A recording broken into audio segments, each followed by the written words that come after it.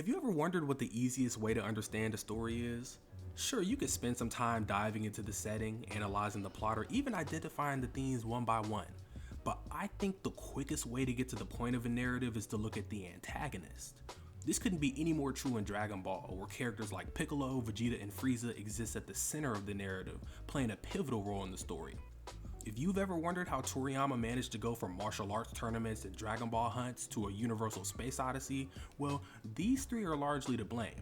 Today I'm going to be explaining how Dragon Ball gets away with using the same kind of villain 3 times in a row. But first let me come clean. I was actually being generous in the title. There's a good argument for Toriyama writing similar antagonists 6 times in the story, but we'll get to that later. To be clear, this is less a criticism of the story and more a celebration. I think it takes great skill to recontextualize story beats and plot lines, and a big part of why Dragon Ball is so impactful is because Toriyama took a handful of ideas and explored them in every way he could think of over the course of the series. In fact, later villains like Cell and Buu that break away from this formula tend to get much more criticism than earlier villains. Personally, I don't hold much stock in the Cell has no personality and anti-Buu takes anyways, but let's break down why Piccolo, Vegeta, and Freeza are nearly untouchable in the eyes of the community. With all that being said, what's the word? Malachi here, I talk about manga. And if you're a fan of Dragon Ball breakdowns like these, there's probably something else you'll like on the channel, so like the video and subscribe. If you're familiar with the series, you probably know that there are a few common beats when it comes to how Toriyama treats his villains. We're going to be approaching this from a few points of view: how the antagonist is built up, their function in the story, how they come into conflict with Goku, and what they do after they're defeated. I'll have some timestamps in the description if you want to skip around to a certain section, but let's start with Buildup first. If you're writing a story, you got 2 ways to hype up a character before they're outright introduced. You can have people say things about them, or you can have people act a certain way because of them. Toriyama does both depending on which character you're talking about, so let's start with statements first. This is 100% the easier way to build someone up. All you really need to do is have someone issue a warning. Bulma hypes up the Red Ribbon Army, Roshi hypes up Piccolo Daimyo, Raditz hypes up Vegeta, King Kai hypes up Freeza. You get the point. Communicating the danger of an antagonist through the actions of characters is a little bit harder though. For example, Oolong and Monster Carrot get built up through their reputation. They both left people terrified of them, so when Goku and Ko arrive, there's a big show made of nobody understanding why the locals are so scared before the antagonist is introduced. This concept gets developed some more with the Red Ribbon Army. With the introduction of Commander White, we get the same terrified local setup with Jingo Village on top of the implication that White is following someone else's orders. This pattern continues with General Blue and reaches its peak with Tao Pai Pai, who's strong enough to nearly kill Goku. Efficient writing like this serves to keep the plot moving forward and the audience entertained, all while building up to a future antagonist. Of course, Commander Red himself, and by extension his entire army, end up being pretty weak, but what would happen if Toriyama poured this kind of effort into hyping up a villain who is an actual threat? Take Piccolo for example. His underlings are introduced killing their way through the World Martial Arts Tournament registry, which makes it clear that even some of the strongest people in the world aren't safe, Krillin included. With threatening underlings like Tambourine and Drum actively showing us why we should be concerned about Piccolo, Roshi's warning and backstory take on even greater meaning and context. Toriyama manages to top himself with Vegeta though. Not only does Raditz completely overwhelm Goku and Piccolo, he also introduces the concept of 2 even stronger Saiyans that'll doubtlessly be headed towards Earth after his death. Once Vegeta and Nappa arrive, they've even got artificial underlings, all as strong as Raditz by the way, that they can literally grow out of the ground. Even Nappa himself plays into this trend, as having him die to Vegeta immediately shows us that everyone up to this point that our cast has been fighting against has been unnecessary and disposable to Vegeta. Clearly we should be worried about him. Now, if you thought Toriyama's efficiency and forward planning were impressive in those 2 story arcs, think about how the Saiyan saga serves to hype up Freeza in the background. Take Vegeta, who almost destroyed the Earth and was stronger than everyone at the time, and make him someone else's minion, one of the weaker ones at that. What kind of person would be able to give someone like Vegeta orders? Well, someone who has at least 79 planets under their belt. I think this kind of story structure where things tend to fold into each other is one of Toriyama's greatest strengths. You'll see this pattern of him trying things out on a small scale, then tying them all together in service of the story. In fact, I think he actively gets better through the progression of the manga, which is why Freeza really epitomizes everything we're going to talk about today. So now you've got your villain and they've been built up. You'd think that after chapters and chapters of preparation, Toriyama would go all in on character design for these three, right? Well, he does, but not in the way you're expecting. One of Toriyama's favorite things to do is subvert. Let's look at Piccolo first in chapter 135.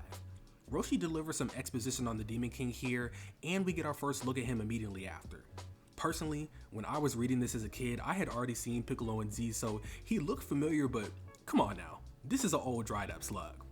Obviously, we learn that he's after Eternal Youth a few pages later, but the main thing I want to touch on here is how interesting it is that Toriyama is willing to put all this effort into hyping Piccolo up, but also be patient and funny enough to introduce us to him when he's clearly not at his best. When it comes to Vegeta, we can see some of that same sentiment. He may not be old and decrepit, but he's comically short. Freeza, on the other hand, takes inspiration from Vegeta and Piccolo at the same time. He's unassumingly small, but he also has the potential to grow stronger just like Piccolo. Seeing an antagonist sauce on the main cast all while being actively nerfed is one of the most efficient ways to communicate the gap between a villain and the protagonist. With Freeza, Toriyama makes him even more threatening than Piccolo by giving him the ability to grow stronger at will with transformation as opposed to needing the Dragon Balls for a boost. These subversive designs are some of the most underrated things about Dragon Ball, and they're a big part of why these villains are still so iconic to this day. Design aside, let's get into the functionality of these villains in the story as active characters. In my Gohan video, I mentioned the importance of the 4-star ball specifically as it relates to the protagonist, but the Dragon Balls themselves actually tie the villains to our main cast as well. An adventure story like this one has a few possible avenues plot-wise. Goku can look for the Dragon Balls unhindered, he can wait for the Dragon Balls to recharge, or he can encounter some type of resistance while he's looking for them.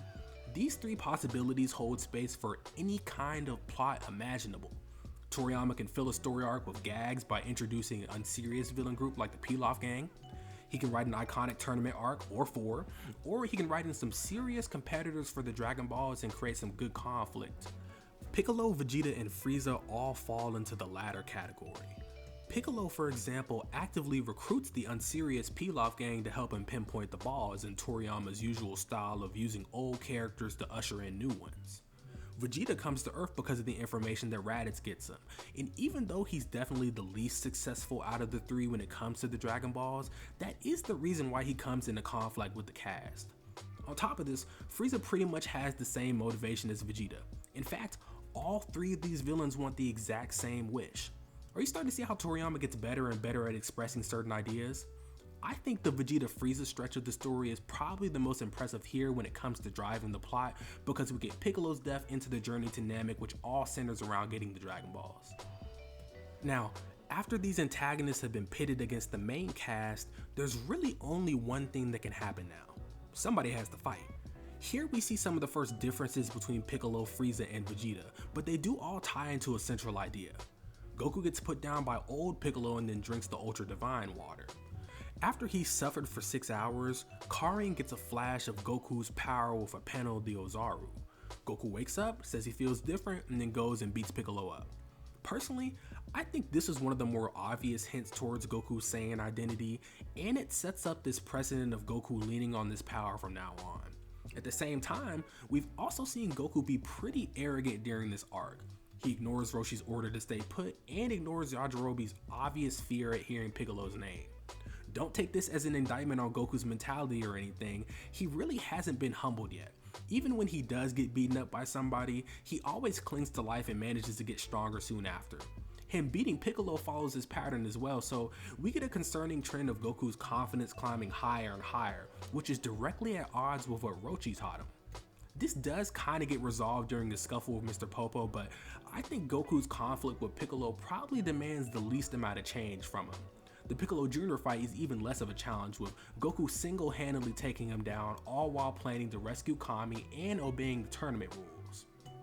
Vegeta, on the other hand, challenges Goku in a completely new way. I think this is a really clear example of Toriyama getting better at certain things.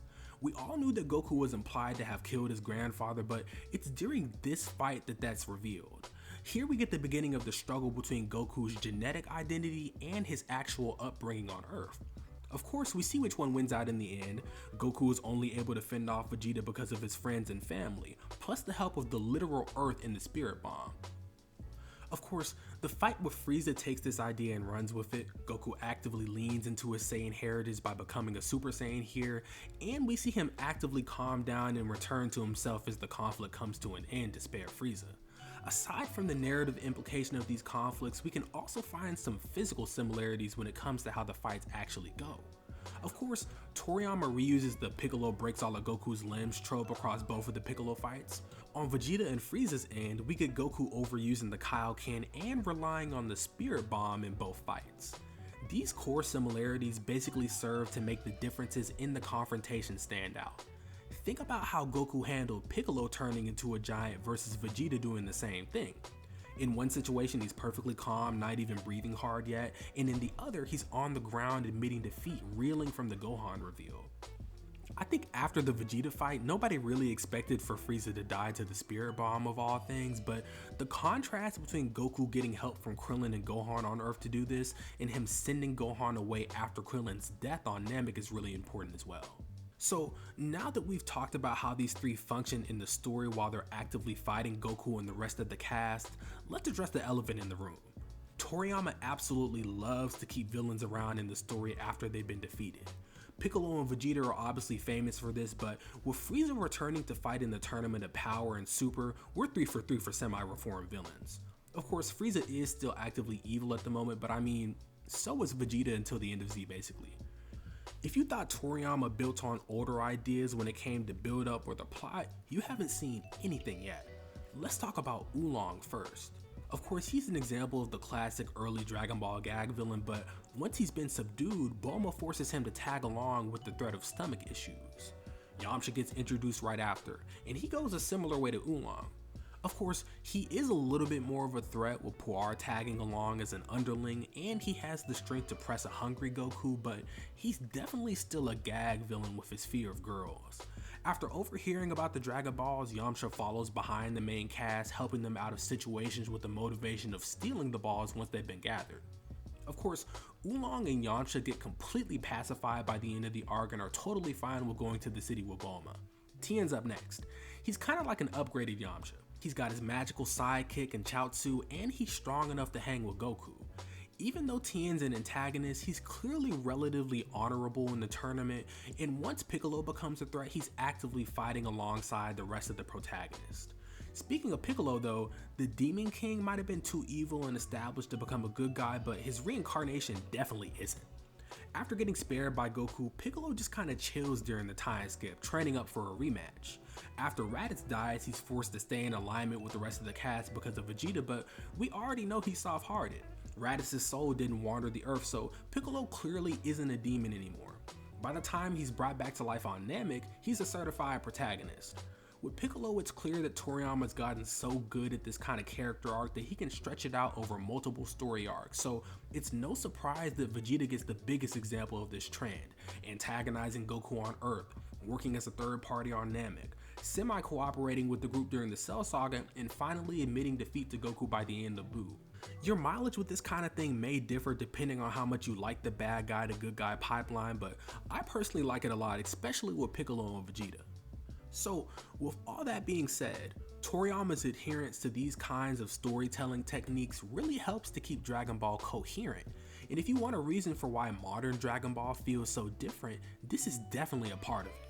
Because Toriyama was so disciplined in keeping to these pseudo rules, when he completely broke the mold with Majin Buu, it split the fan base in two. I'm going to be covering that arc in its entirety pretty soon, so stick around for that. If you made it this far into the video, thank you for watching. I got more Dragon Ball breakdowns like this on the channel, so think about subscribing if you're interested. Other than that, thanks for watching and have a good day.